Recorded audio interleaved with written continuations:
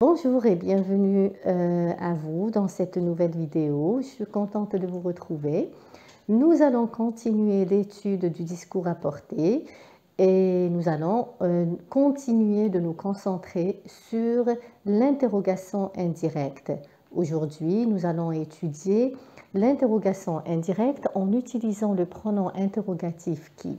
أهلا وسهلا بكم في هذا الموعد الجديد الذي سوف نواصل من خلاله دراسة السؤال الغير مباشر وذلك عن طريق أداة الاستفهام من.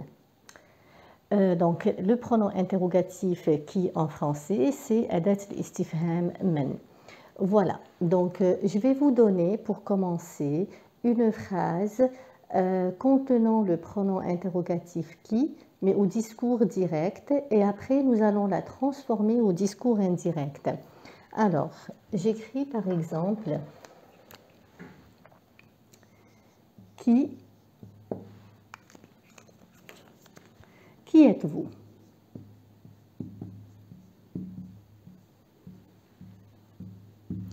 Alors, qui êtes-vous باللغة العربية معناها من أنت أو من أنتم. Donc ça dépend, est-ce qu'on s'adresse à une seule personne et nous souhaitons utiliser le vouvoiement, donc la marque du respect, à ce moment-là nous disons qui êtes-vous, ou il est possible que le contexte veut qu'on s'adresse à plusieurs personnes et donc on utilise toujours vous mais dans le sens de أنتم en arabe.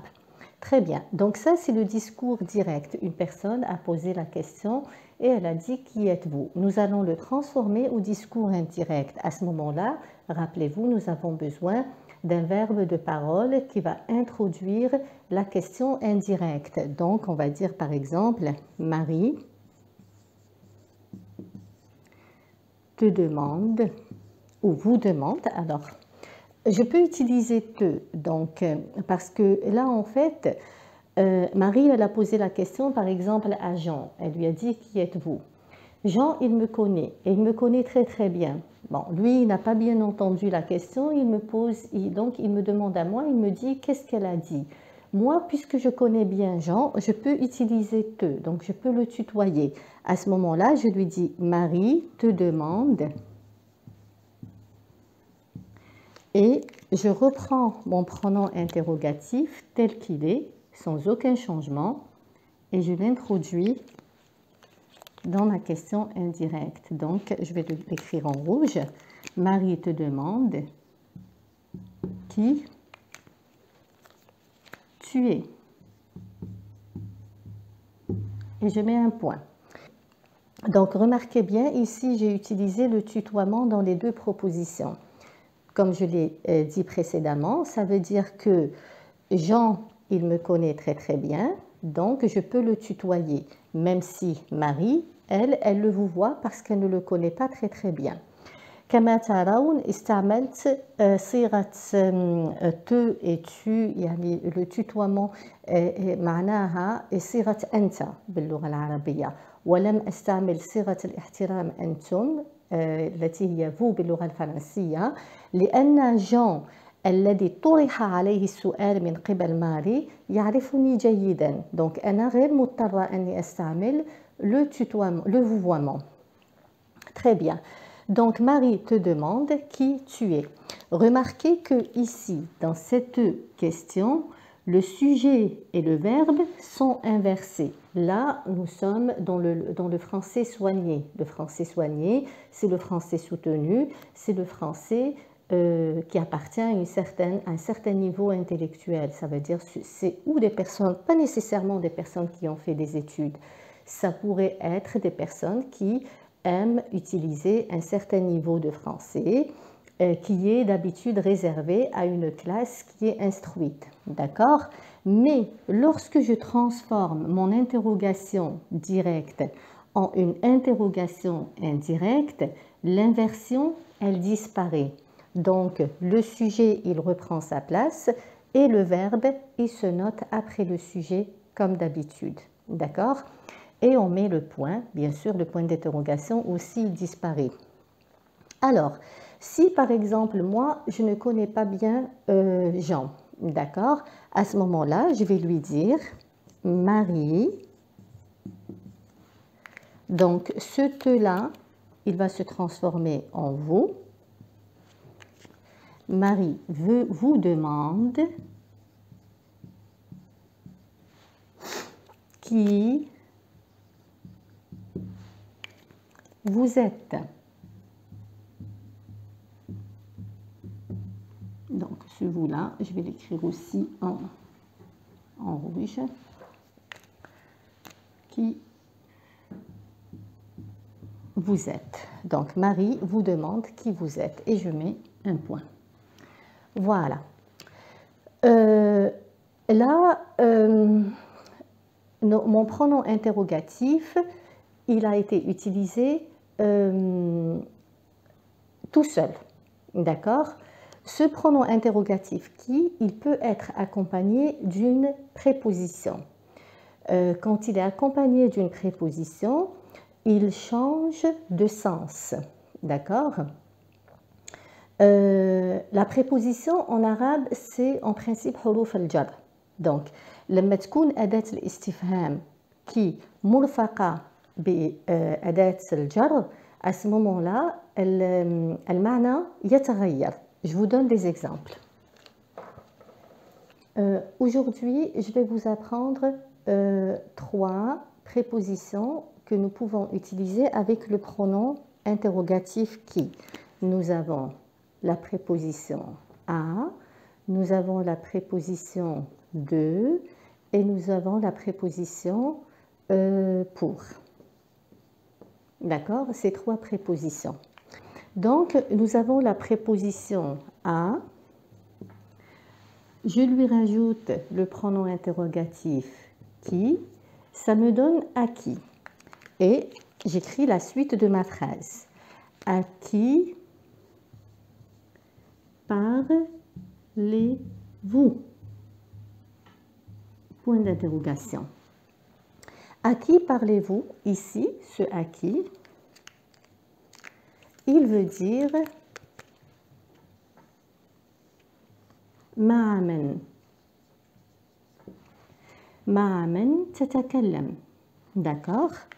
Alors, je veux transformer ma phrase en interrogation indirecte. Là, j'ai besoin de mon verbe introducteur. Donc, il me demande. Je prends à qui comme il est. Rien ne change. À qui, sauf le A qui était ici en majuscule parce que c'est le début de la phrase. Ici, il est en minuscule parce qu'il est au milieu de la phrase. Donc, à qui, le je, donc, il se transforme, à qui je parle. Et mon verbe, je le conjugue, bien sûr, avec la première personne du singulier. Il me demande à qui je parle. هو يسألني مع من أتكلم. Voilà. هو يسألني مع من يتكلم. Là, c'est il me demande. Il me demande معناها يسألني. Donc, il pose la question à moi. Mais si j'écris il demande, si j'écris il demande, ça veut dire يسأل. Donc ici, j'ai enlevé me. Très bien. Maintenant, nous allons utiliser à qui, mais pas dans le sens de ma'amen. Nous allons l'utiliser dans le sens de limen. Parce que à qui, des fois, il a le sens de ma'amen et des fois, il a le sens de limen. Alors, j'efface. Je vais laisser une partie pour que vous puissiez faire la différence. Voilà. Donc, si je dis à qui vous, alors à qui, je vais utiliser le langage soutenu, comme ça vous aussi vous allez vous habituer à l'utiliser. À qui offrez-vous vous cette fleur? Point d'interrogation. Et là, à qui? Il a le sens de limen. Donc, à qui offrez-vous cette fleur? Le langage indirect, donc l'interrogation indirecte, c'est en bleu. Il demande à qui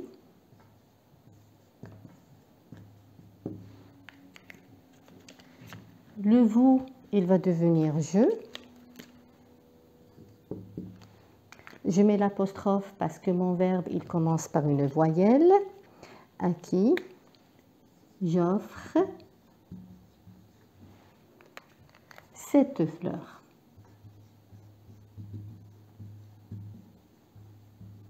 Voilà. Très bien. Remarquez bien que ici, le vous, moi, je l'ai transformé en mettant je parce que je me suis dit que la question, elle m'a été posée à moi. D'accord? Donc, le vous, il peut se transformer en, par exemple, il demande à qui tu offres cette fleur. Si, par exemple, on est 3 personnes, la question, elle ne m'a pas été posée à moi. D'accord? La question, elle a été posée à quelqu'un d'autre. Et cette deuxième personne, elle n'a pas bien compris la question. Donc, elle me demande à moi de l'aider à comprendre. À ce moment-là, je ne vais pas lui dire il demande à qui j'offre cette fleur, mais je vais dire il demande à qui vous offrez cette fleur ou à qui tu offres cette fleur. Donc, lorsque vous décidez de passer du discours direct au discours indirect, il faut prendre en considération la situation tout entière, le contexte dans lequel est mise cette situation. D'accord? Très bien. Donc, je vais effacer. Maintenant, nous allons voir le pronom interrogatif quel sens il prend lorsqu'il est utilisé avec la préposition de. Très bien. Donc, comme je vous ai dit, nous allons voir avec de. Donc, j'écris ma préposition de. Je rajoute mon pronom interrogatif qui. Ça me donne de qui. Et là, je vais dire par exemple de qui parlez-vous.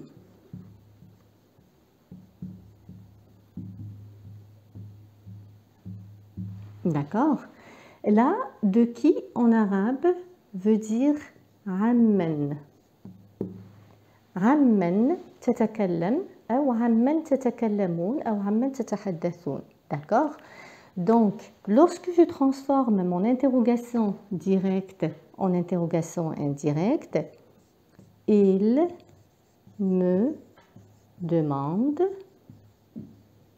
ou il demande, dépendamment de ce que vous voulez exprimer, je prends de qui, comme il est, rien ne change, de qui, et là, il me demande, donc j'ai bien précisé que c'est à moi que cette question, c'est à moi qu'elle a été posée. Hein. Donc, il me demande de qui, donc automatiquement ce, vous, il va devenir je, et parler, le verbe parler, il va être conjugué à la première personne du singulier et le point d'interrogation se transforme en point. Voilà. Il me demande de qui je parle. هو يسألني عمن أتكلم. D'accord? Très bien. Là, nous allons passer à la préposition pour. Donc, nous allons voir maintenant une question avec la préposition pour. Donc, pour, je prends mon pronom interrogatif qui. Et là, la question, ça va être par exemple, pour qui travaillez-vous?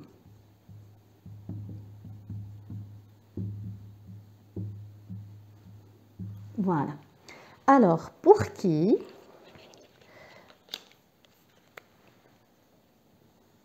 ça a le sens de limen أو لأجل من.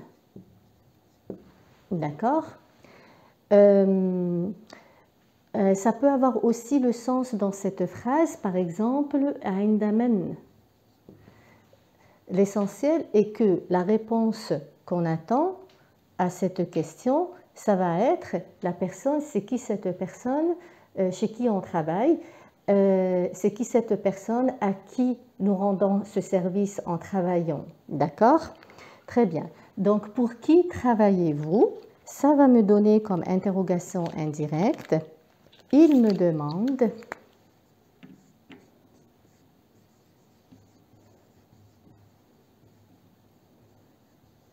Il me demande pour qui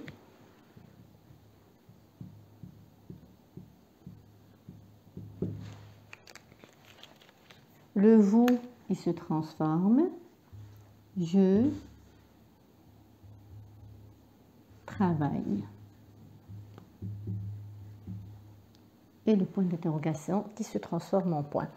Donc, comme je vous ai dit, il me demande pour qui je travaille. Ce pour qui, ça veut dire limen, aindamen ou li'ajlimen a'mal. Par exemple, comme réponse, je peux dire, pour quelqu'un qui me pose la question, pour qui travaillez-vous? Moi, je pourrais dire, je travaille pour la société, je ne sais pas moi, EDF par exemple. Je travaille pour l'entreprise Sodexo, par exemple. Voilà. Donc, j'espère que j'ai été claire avec cette leçon, que je voulais qu'elle soit courte, concise et précise. Si vous avez des questions, n'hésitez pas à me les laisser en commentaire. Si vous avez aimé ce cours-là, n'hésitez pas à partager la vidéo avec des personnes qui pourraient peut-être être intéressées. Bon, je vous remercie pour votre attention. J'espère que j'ai été claire durant cette vidéo. Si vous l'avez aimée, n'hésitez pas à la partager avec vos connaissances. Si vous avez des commentaires, n'hésitez pas à me les laisser en dessous de la vidéo. Je serai heureuse d'y répondre. Et je vous souhaite une très belle fin de journée. Je vous dis à la semaine prochaine. Bi'idnillah. Au revoir.